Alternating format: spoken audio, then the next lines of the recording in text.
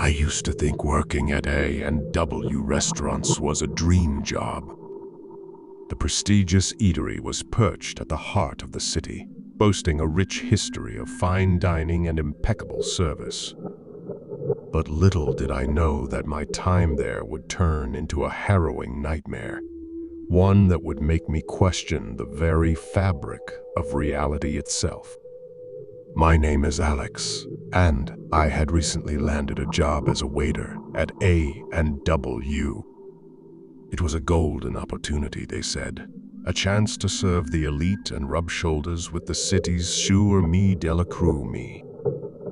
On my first day, the grandeur of the place took my breath away. The restaurant was housed in an opulent, century-old building, its high-ceilinged dining hall adorned with crystal chandeliers that cast a soft, amber glow. But beneath this splendor, a subtle undercurrent of unease lingered in the air. A peculiar sense of disquiet clung to the patrons' conversations, and a feeling of being watched seemed to follow me as I moved between tables. It was as if the walls themselves whispered secrets, their ornate decorations hiding something sinister beneath their beauty. My coworkers were a diverse bunch, each harboring their own peculiar quirks. There was Mr. Wallace, the head chef, whose obsession with perfection bordered on mania. His fiery temper was legendary, and many a plate had been shattered in fits of rage. His sous chef, Daniel, was a quiet man with an eerie fondness for knives. He would often stand in the dimly lit kitchen, gazing at the gleaming blades as though they held some dark allure. Sarah, the hostess, had a disconcerting habit of predicting the orders of the guests before they even opened the menu. It was as if she could read their minds, her unnerving smile never faltering. And then there was Alan, the fellow waiter, who rarely spoke but always seemed to be listening, his eyes darting around the restaurant as though searching for something that remained just out of sight. As the weeks passed, I couldn't shake the feeling that something was terribly wrong at A&W. It wasn't just the odd behavior of my colleagues, it was the guests themselves. They all seemed so hollow.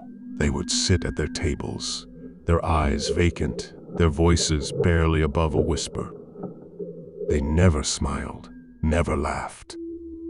It was as if they had left their humanity at the door. One evening, as I was clearing a table, a distinguished-looking man caught my eye. He was dressed in a finely tailored suit, but his face was ashen, his eyes sunken. His fingers drummed nervously on the table, and I couldn't help but notice the fresh scars on his wrists. "Are you all right, sir?" I asked, my concern genuine. He glanced up at me, his lips trembling. "I can't leave," he whispered, his voice barely audible over the soft jazz playing in the background. "What do you mean?" I leaned in, trying to understand. "They won't let me leave," he muttered, his gaze fixed on the door. "I've been here for days, but time doesn't make sense anymore." I tried to console him, but he abruptly stood and walked out of the restaurant, leaving his half-eaten meal behind. His departure sent a shiver down my spine, and I couldn't help but wonder if there was some truth to his words. As days turned into weeks, I began to notice other strange occurrences. Tables that had been empty a moment ago would suddenly be set with fine china and exquisite silverware, as if by invisible hands. Plates of food appeared on the serving trays without any of us having placed an order. And then there were the mirrors that seemed to reflect not the diners, but rather the empty chairs they had just vacated. The sense of impending doom grew with each passing day.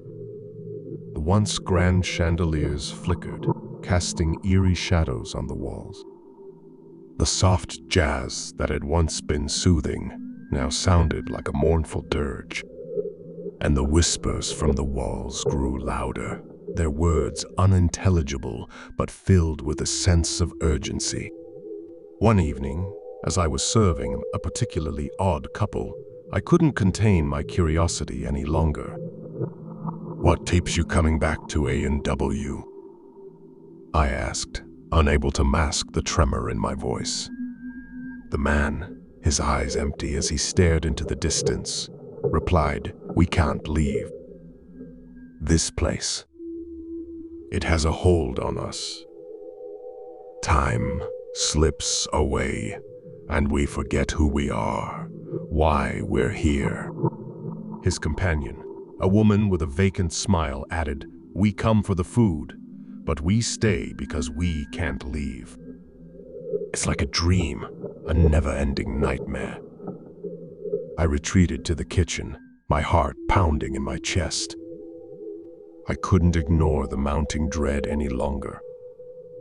I had to find out what was happening at A&W, even if it meant confronting the enigmatic Mr. Wallace.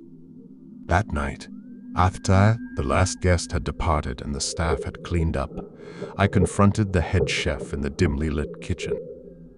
He was meticulously scrubbing a pot, his eyes bloodshot from exhaustion. "Mr. Wallace," I persisted, "what's going on here? The guests, the strange occurrences. Something's not right." He turned to me, his expression a strange mix of exhaustion and resignation. "You've noticed, asked you.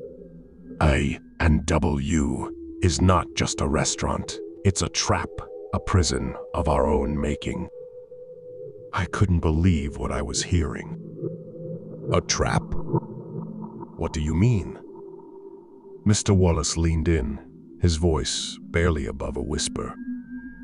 "This place, it's a culinary masterpiece, but it comes at a price. The food we serve, it's not ordinary. It's an eldritch concoction, a blend of ingredients that binds the souls of those who taste it to this place." I was dumbfounded. "You're saying the food is cursed?" He nodded. "Cursed or blessed, depending on how you look at it. But once you taste it, you can never truly leave. You become part of A&W, feeding its insatiable hunger for souls." I stumbled back, my mind reeling. It was too much to comprehend, too surreal. But as I looked around the kitchen, I saw the truth in the gleam of Mr. Wallace's eyes and the haunted expressions of my coworkers. We were all trapped, our fates inexorably tied to this restaurant. In the weeks that followed, I tried to resist the allure of the food, but it was impossible. The flavors were unlike anything I had ever tasted, each bite a symphony of pleasure and pain. I watched as my own reflection in the mirrors grew paler, my eyes vacant, my laughter hollow.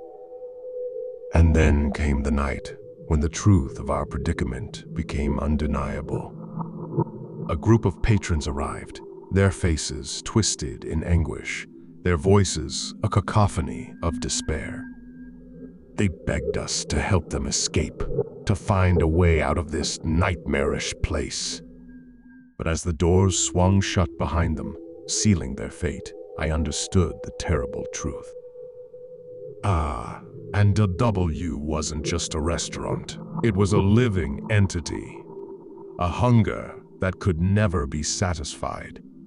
It consumed not only the souls of its patrons, but also those of its employees, keeping us all trapped in an eternal cycle of pleasure and torment.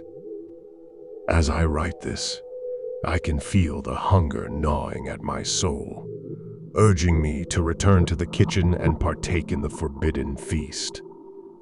I know that I will succumb eventually, as we all do, and become one with the restaurant.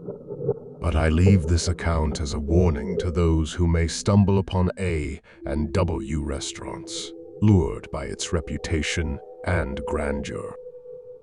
Beware the food, for it is a trap, a siren's call that will bind you to this place forever. And remember, once you enter, there is no escape from the culinary nightmare that awaits within the hallowed halls of A&W.